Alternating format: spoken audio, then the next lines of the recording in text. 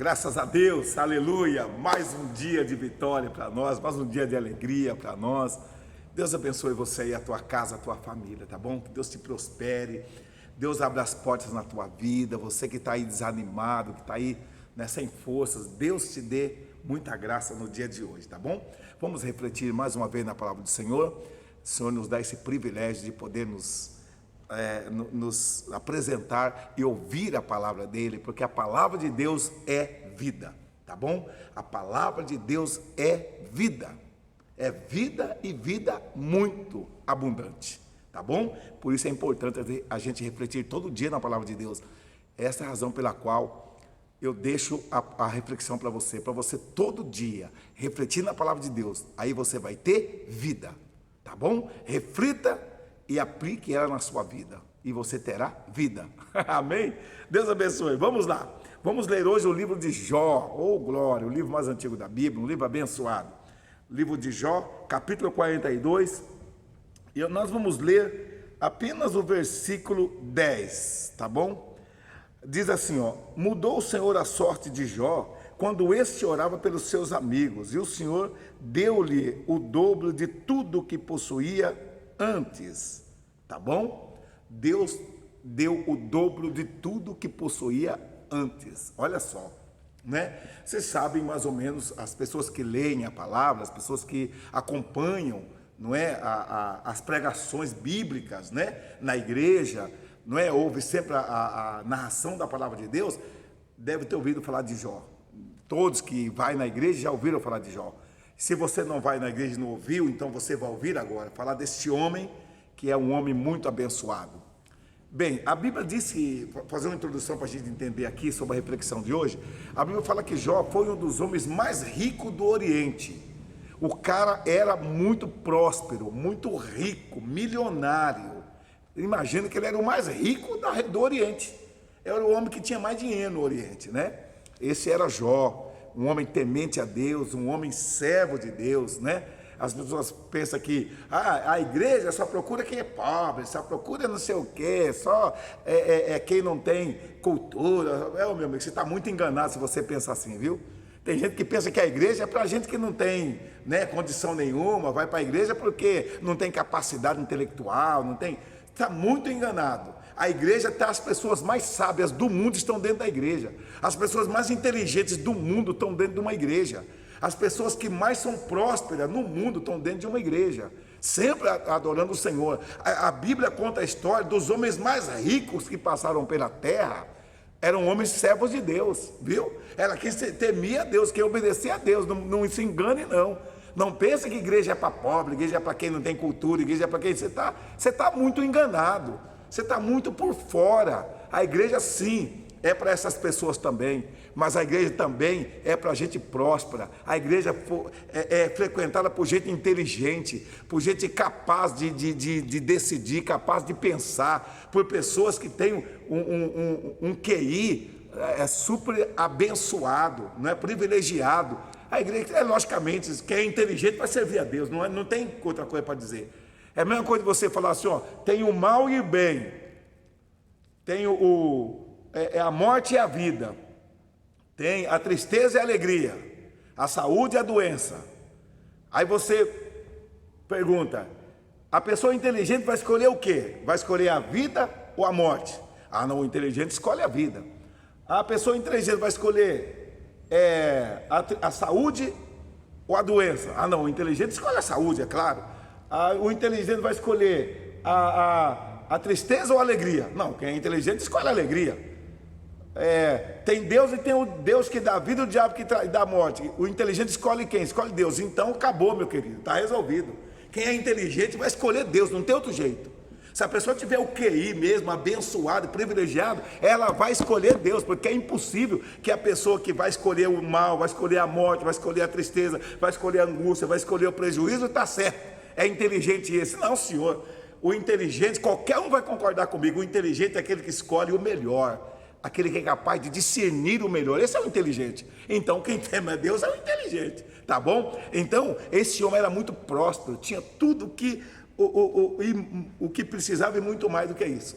Deus permitiu ele passar por uma prova, tá bom? Por uma prova. Presta atenção. Deus permitiu ele passar por uma prova, mas Deus estava no controle, né? Ele teve as perdas, as dificuldades na sua vida, mas Deus teve controle. E nesse tempo de prova de Jó, que Deus permitiu, Deus controlou isso, Deus permitiu que Jó passasse por uma prova, perdeu tudo, né? Mas não perdeu porque ele foi burro, foi um cara que fez errado, não. Deus permitiu porque Deus queria dar uma lição para nós hoje, e Deus queria ensinar para as gerações futuras, e Deus queria mostrar para o diabo que quem serve a Deus não troca Deus por nada, que ama a Deus de verdade. Essa é a razão porque Deus permitiu, mas Deus estava no controle de tudo, tá bom? Nesse período que Jó passou por esta prova de Deus, então veio os amigos de Jó para poder consolá-lo, mas nessa consolação eles entraram em crise e começaram a criticar a Jó, começaram a falar mal de Jó. Duas coisas eu quero falar aqui para nós refletirmos hoje. Primeiro, será que essa prova que você está passando não é Deus que está permitindo para te ensinar alguma coisa? Nós muitas vezes o que nós passamos na vida é o próprio Deus para nos ensinar. Às vezes você está pensando que é fulano, é ciclano, é o diabo, é não sei quem, e Deus está falando, não, sou eu que estou querendo te ensinar alguma coisa. Eu quero que os seus filhos aprendam alguma coisa, eu quero que você seja um testemunho amanhã, porque se não tiver luta, não tem vitória. Se não tiver guerra, não tem bênção, não tem vitória sem guerra. A vitória só acontece quando tem uma adversidade, senão não tem vitória. Como que acontece uma vitória? Se tiver um jogo, não é? Lá no jogo tem o time adversário, o meu time é adversário do time que vem contra mim, e não tem vitória se nós não combater. Como é que vai ganhar se o Barcelona não jogar contra lá, sei lá, os outros times? Não é? Eu não lembro, não fico assistindo muito jogo, então eu não sei, não é? Mas como é que a seleção brasileira vai ganhar se ela não jogar contra a seleção da Argentina, a outra seleção? Se ela não jogar, ela não ganha, não tem vitória. Para ter essa vitória tem que ter a luta, tem que ter lá o jogo, tem o confronto, né? Senão não tem vitória. Então, sem luta, não tem vitória. Não é verdade? Então, às vezes, Deus permite essa luta na tua vida para te dar vitória, para você ter gosto de vitória. Sem luta, não tem gosto de vitória.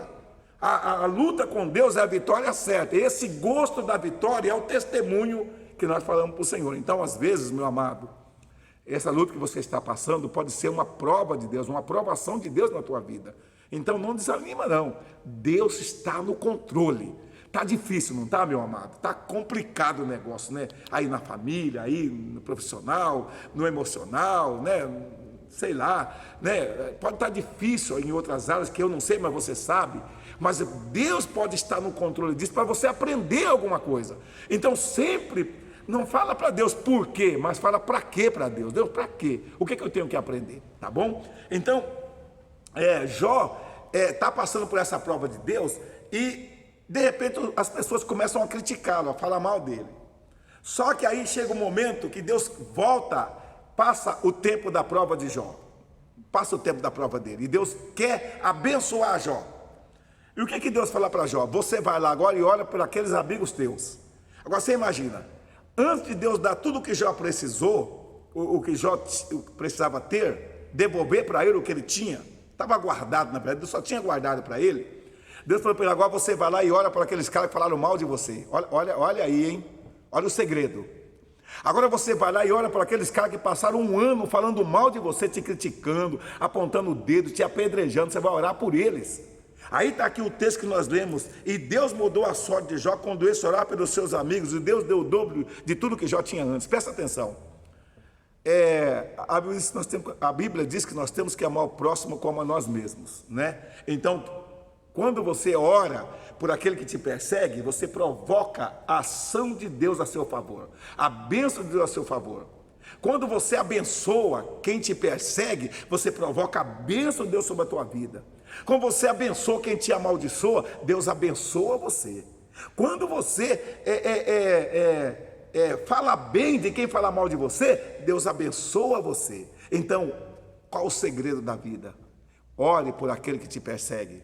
Você está sendo aí, sabe, massacrado por alguém que está tentando te derrubar. Ore pela vida dela, abençoa a vida dela, e Deus vai mudar a sua história. tá bom? Não pague o mal com o mal, mas vença o mal com o bem. Reflita sobre isso hoje. Como que você tem lidado com as pessoas que falam mal de você? Como que você tem lidado com as pessoas que te deu um prejuízo? A pessoa que te deu um prejuízo moral, financeiro, um prejuízo familiar, tomou a tua namorada, tomou a tua esposa muitas vezes. Como que você tem feito? Ore. Ah, mas bicho, eu vou orar pelo cara que tomou a minha mulher. O cara que roubou, Amigo, se ele tomou a tua mulher, então você tem que ver que tipo de mulher era essa. De repente é um livramento, não é? Então, precisa ver isso também. Então, agradeça a Deus por esse cara que levou essa abençoada, que talvez não seria bênção na tua vida, não. Que se fosse, não tinha te largado, né? Não tinha, a minha namorada, o cara tomou. Se fosse bom para você, não tinha ido. Se foi, é porque não te amava, não te dava valor. Então, agradeça a Deus porque te livrou de alguma coisa que dava prejuízo depois. É isso que eu penso, entendeu? Essa é a minha maneira de pensar nessa situação. Então, apresente diante do Senhor a sua vida, sabe? E ore, apresente diante de Deus aquele que te persegue, tá bom? Hoje, essa é a nossa reflexão. Talvez você pode estar falando, que decepção.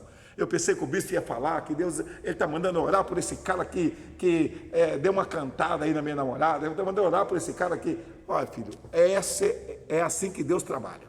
Ore, sabe? Ore, fala para Deus ter misericórdia, mas apresenta e pede para Deus tocar nele, para ele mudar de opinião, para ele tirar da cabeça esse espírito que está nele, mas ore. Deus mudou a sorte de Jó quando ele orava por aqueles que falavam mal dele. Os caras ficou o tempo todo criticando ele, e Deus falou, ore, e quando eles orarem, Deus deu o dobro de tudo que ele possuía antes. Que Deus abençoe a tua vida. Oremos. Deus, não é fácil essa reflexão, Senhor. É uma reflexão que dói em nós, orar, meu Deus, por aquele que está nos prejudicando, orar por aquele que fala mal, Deus, orar, Deus, por aquele, abençoar aquele que nos maldiz, Senhor, é muito difícil, nos ajuda, Pai, tem misericórdia de nós, que nós queremos cumprir a Tua palavra. Ajuda essa pessoa que está me ouvindo, me assistindo, que precisa de perdoar, que precisa de perdoar aquela pessoa que deu prejuízo para ela, aquela pessoa que roubou, que comprou e não pagou, aquela pessoa que Deus deu algum prejuízo moral, espiritual, será físico, financeiro, familiar. Abençoa, Senhor, ajuda essa pessoa a ter força para perdoar e para abençoar essas pessoas. Assim eu te peço em nome de Jesus de Nazaré. Amém? Pega o seu copo com água. Deus, eu abençoo esse copo com água. Que essa água seja uma fonte de cura na vida dessa pessoa, em nome de Jesus. Amém? Deus te abençoe. Até amanhã, tá bom? Continuamos refletindo na palavra do Senhor. Fiquem com Deus.